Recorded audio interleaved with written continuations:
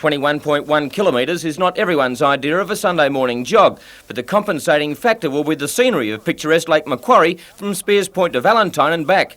This year the race has attracted top-line performers in Joy Terry and Peter Betts, both residents of the Australian Institute of Sport. In last Sunday's City to Surf, Joy was 5th and Peter 6th, and both will start favourites on Sunday. We know the Deeks and Monteghettis, but geez, isn't it a great thrill for the people in the Newcastle Hunter region to see Joy and Peter running up here. They're great athletes and they're the future athletes. After the tragedy of the City to Surf, medical officers will accompany the run. To run a half marathon, it's got to be a half marathon person that runs it. Rather stupid to go out there. I know there's 150 runners, and my clue to them now is even though it's a fine day today, they should be taking plenty of fluid. These guys and girls that are running it would know a bit more than staggering along for 14 kilometres over the City to Surf. Brian Carman is also a consultant to the Hunter Academy of Sport, which is about to launch an ambitious program to enlist public support via a Friends of the Academy group. Certainly they've taken great steps in advancement here with the Academy of Sport. It is the Institute of Sport for this region, and importantly Australia's targeting these areas as the future production areas. And so tonight's a big stepping stone, a very big stepping stone, and we're urging everybody to get there at Merewether High at 7:30 tonight, because we're going to release a major program, and it'll be an ongoing future success for the development of juniors right through to seniors. And I'm pleased to say the first friend of the Academy, Bob Dutchy Holland, and what a great role model Bob's been, and certainly he'll produce a bit more tonight for us and support us there.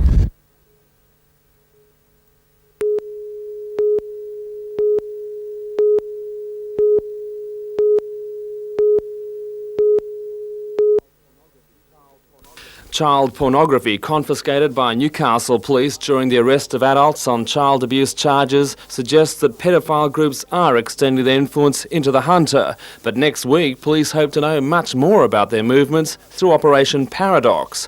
Run along the same lines as the successful anti-drug phone-in Operation Noah, the target of this public information appeal will be child sex offenders. Detective Sergeant Frank Burgess previewed a television commercial to be run next week as part of that campaign.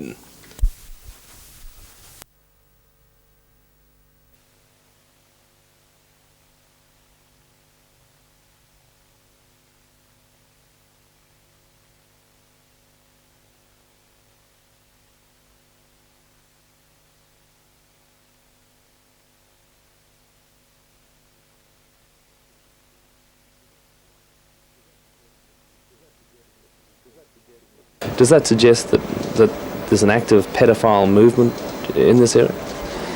We are investigating pedophile movement in this in the Hunter area, but I don't think it's any bigger than any other part of the state. Most of these rings are statewide. They're on a big scale. They are. That's why we're appealing for any information to be phoned into us. Operation Paradox is a response to more than 4,000 cases of child sexual abuse in New South Wales this year, but police fear the phone-in will reveal that figure is just the tip of the iceberg. Tom Hilston, NBN News.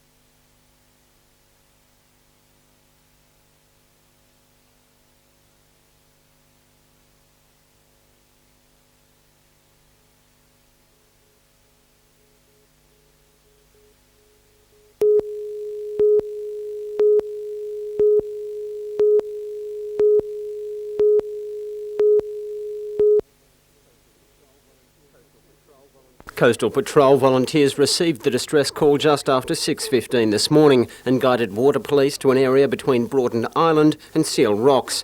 An ambulance officer on board made radio contact with the yacht to establish the extent of the crew's injuries. Can she move her arms and legs, and can she feel her arms and legs? It's not a problem in that regard at all. It was decided to simply tow the vessel to the safety of Port Stephens. The 5 crew members on board the 10-metre yacht Echelon had recently completed the Sydney to Stradbroke Classic and were returning home to Sydney when they struck rough weather. Huge seas and howling winds left them glad to be back on dry land. How's it feel to be safe and sound, mate? Feels a lot better than being out there at the moment. What happened out there overnight? It's been blowing about 35, 45 knots. Varying very much, very lumpy seas, very confused seas all over the place. Worst injured were Captain Carl Collette, who suffered cuts to the head and face, and Paul Slocum, who cracked several ribs. Bruce Mackenzie, NBN News.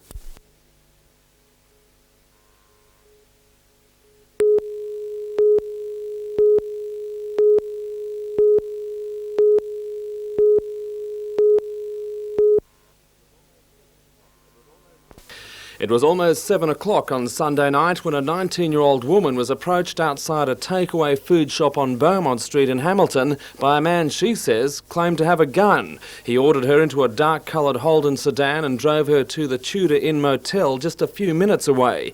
Still threatening her, he escorted her to a room where the victim has told police she was bound and gagged. The assailant then left the room for a short while, giving her enough time to struggle free and telephone police. She describes her attacker as having black collar-length wavy hair, a moustache and several days beard growth. She told police he spoke with a strong Southern European accent, possibly Italian. It's estimated he was about 30 to 35 years of age, about 175 centimetres tall, and at the time of the attack he was wearing a dark pair of jeans, a denim jacket and had a yellow medallion around his neck. If you recognise this man or were in the vicinity of the attack on Beaumont Street on Sunday, August the 5th, call police now on 008 251 009. There's a reward of up to $1,000 paid anonymously for information leading to an arrest. The number once again is 008 251 009.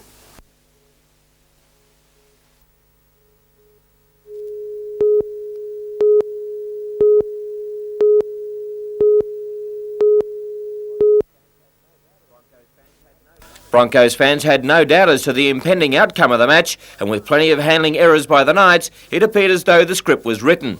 Lanky centre Jeff Doyle had other thoughts.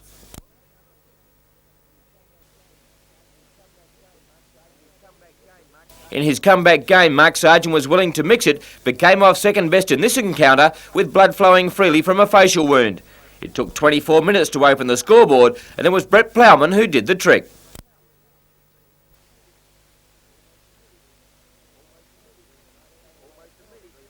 Almost immediately the Knights gave away a penalty and Terry Madison posted another 2 points. With only minutes to the break, the Knights again went on the attack through Jeff Doyle and Hagan did everything but score.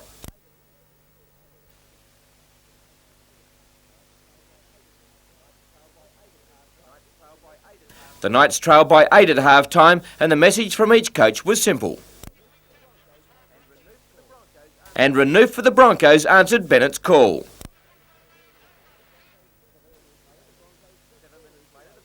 Seven minutes later, the Broncos stretched their lead to 18.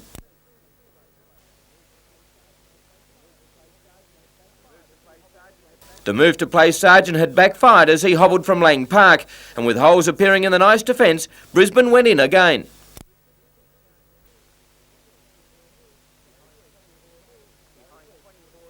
Behind 24-0, Gary Worth scored a try that came too late for the Red and Blues.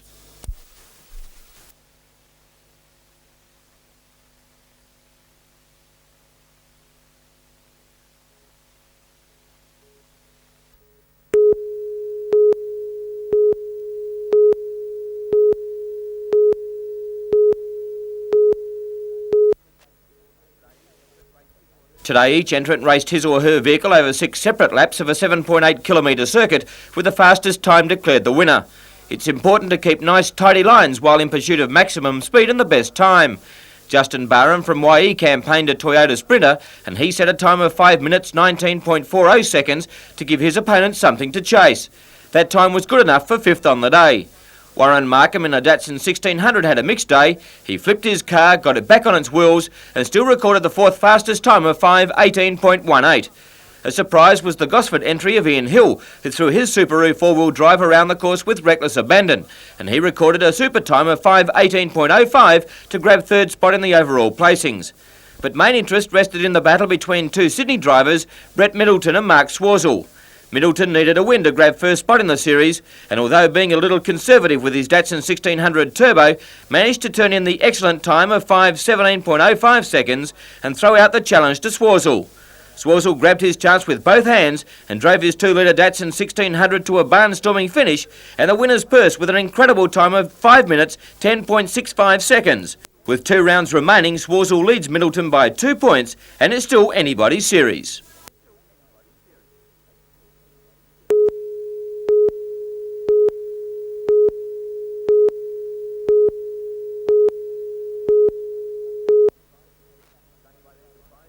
Stung by their surprise defeat at the hands of Novos last week in the major semi-final, cricketers swung into action quickly today against the youthful Bogarts Esprit.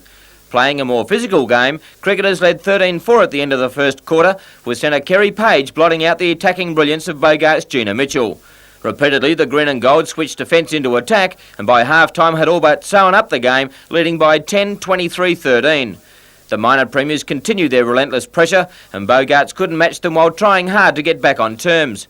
Going into the last quarter with a handy 12-goal lead, cricketers lessened their intensity and Bogarts came back, but it was all too late and cricketers will now meet Novos in the grand final at 2:45 next Saturday.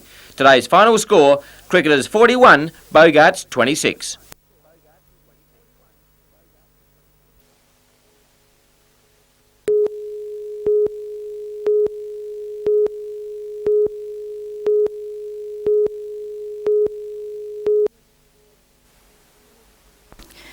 An emergency volunteer noticed the roller door at the organisation's headquarters was open early this morning. I drove in there and checked the building. As I drove in, the four-wheel drive came out of the shed at a great speed. I got a pretty good look at the driver, young guy, probably 18 to 20, and then I proceeded to chase the car for approximately 10 kilometres. The stolen four-wheel drive disappeared into bushland between Cessnock and Neath. It's believed 2 young men prized open a metal door of the building and opened the unlocked roller doors from the inside. Once in the building, they had little trouble starting the engine. All the keys at all times are kept in the vehicles because we are emergency services and we've got to respond within, on a pager call to any incident, and we must respond within 3 minutes of that call. So we can't be sort of bothered looking for keys and such. The four-wheel drive was only 6 weeks old, bought with community donations. It's the second break-in at Cessnock headquarters in 12 months. In October last year, thieves made off with chainsaws and several pieces of emergency equipment. While the truck was insured and will eventually be replaced, its disappearance leaves the volunteer crew minus a vital search vehicle. The squad is appealing for the community to help trace the white current model Toyota Land Cruiser similar to this one. Its registration number is VRA 003. It has a yellow roof, squad emblems on the doors and a large siren on the roof.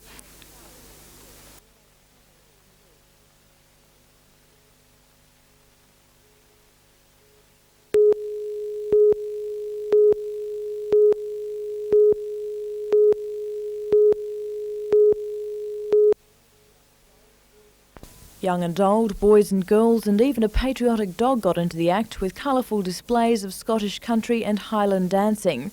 The 2-day event, with spectacular competition between bands and Scottish dancers, is the highlight of the Hunter's Scottish calendar. One of today's high spots was the drum major's flourish, accompanied by the Rooty Hill RSL pipe band.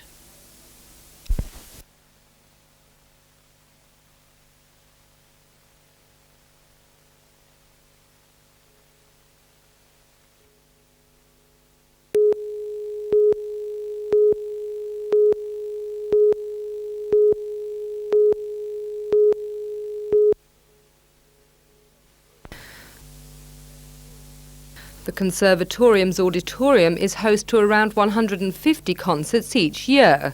But every day this week, the Bicentennial Concert Hall will be resounding to a wealth of musical talent. Today, the festival was officially opened by Newcastle's Lord Mayor, John McNaughton, with a concert featuring Conservatorium staff.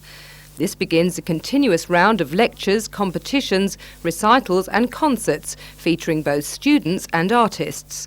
On Wednesday, internationally renowned pianist Roger Woodward will give a masterclass and recital.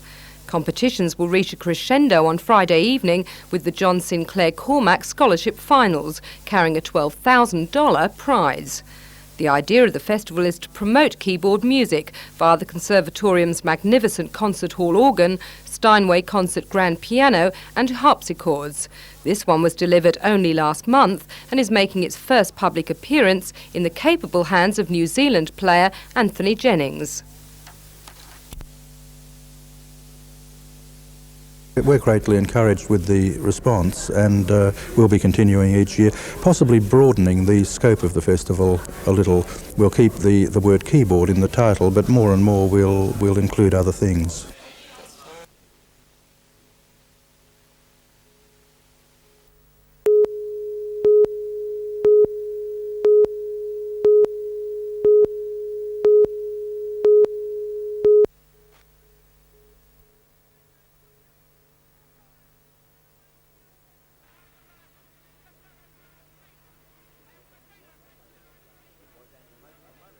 It was an emotional moment for the young Cheetahs, written off as a threat to the more fancied Lakes United outfit, who were the logical favourites to take out the Tooheys Cup. But youthful exuberance combined with a lot of talent was the telling factor. Oh, you know, I knew they could do it from the start of the year. I always said if we could get in the semis, we could go a long way to win it. The boys were as keen as mustard, and they just don't relent. I'm as happy as can be. For the vanquished, it's always a heartbreaking time, but captain coach Peter Walsh was diplomatic in his praise for Waratah. They're worthy champions this year, and we had enough chances, and we had a couple of decisions didn't go our way in the second half. They got a string of penalties together, but we had the chance. We got down there in the last 10 minutes, and we had the chances to win, mate. And all credit to them. Today, the spoils of victory, with the third grade trophy displayed as proudly as the first grade trophy, back in the club for the first time since 1952. One of the many superstars of the match was Papua New Guinea import Duffy Ben Moiti, and before the game, he knew he had to fire. I knew I had to get up and do my best. I had to lead by example. There's a lot of young blokes in the team, and I had to lead the way for them, but it was good. We got there anyway. While many of the younger brigades sported the telltale signs of battle on the field and the long hours of celebration, the veteran of the side and try-scoring centre Mark Hanlon reflected on a dream come true. Well, they talk about the experience. I said to my training, if they just handle the pressure, if they're keen, doesn't matter if you played in 10 grand finals, you can still play bad. So, you either play good or bad on the day. It doesn't matter how old you are. And with plenty of cheetahs on the loose in Newcastle today and this evening, it will be a great night to sit at home and watch all the action of the 1990 Tooheys Cup Grand Final right here on NBN at 11 o'clock.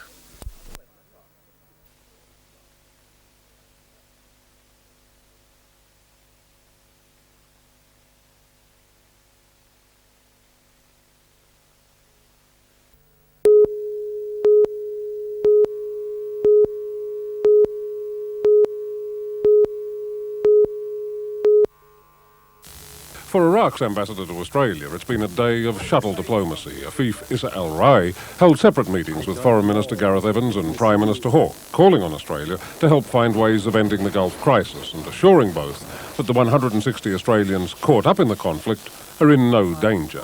They are safe and in good care in Kuwait.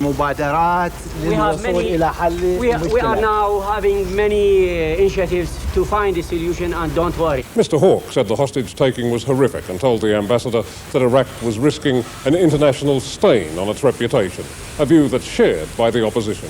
I mean, obviously it's a very evil situation. While the Navy task force nears Fremantle, its last port of call in Australia, it's been revealed that 2 more warships have been shortlisted to take over if the crisis drags on.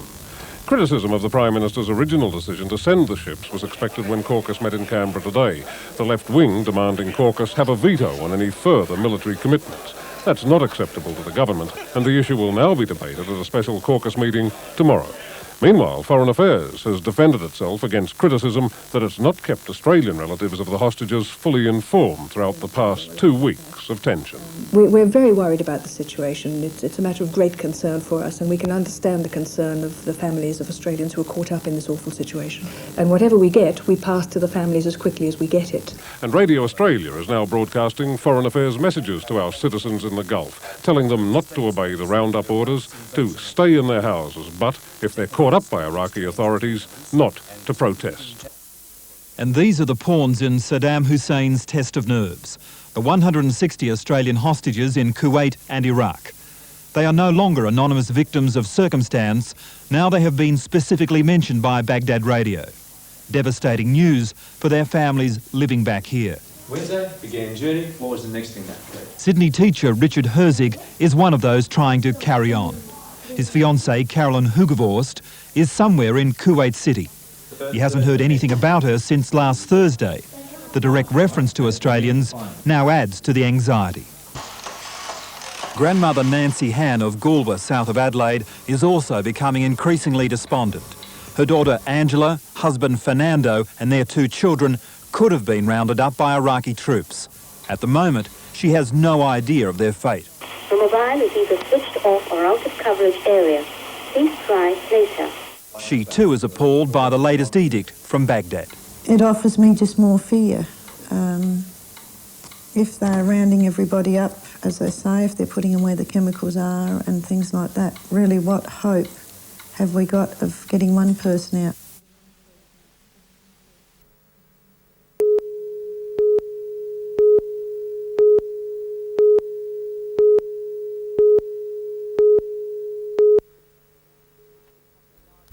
Cutting large slabs of stone into uniform pieces has, until now, been a difficult process. In the past, many quarries designed their own machines, like this one, that was in use at Central Coast Sandstone quarries. When it needed repair work, hydraulics expert Graham Tweedy and engineer Gus van Velzen were called in, and the idea for the new machine began. It's extremely cost effective in so much as there is very little waste in the splitting of the sandstone on the machine. It is also very power efficient because the electric motor that operates it is quite small and only has a small draw of current. It only has one man to operate it, whereby it saves on labour to a fair extent. The power splitter cost $100,000, but is doing the same work in 2 hours that the old machine did in a day. And demand for the award-winning equipment is quickly growing. Initially it appears to be very good. We've had quite a few inquiries. Russia is interested in it, in fact. Also New Zealand at this stage. So successful does it look that the 2 men have combined talents to form a design consultancy, and innovative ideas are already flowing. They are currently redesigning this power disc that cuts direct into sandstone. Still in the early stages is a high-tech bushfire tender. Rebecca Skinner, NBN News.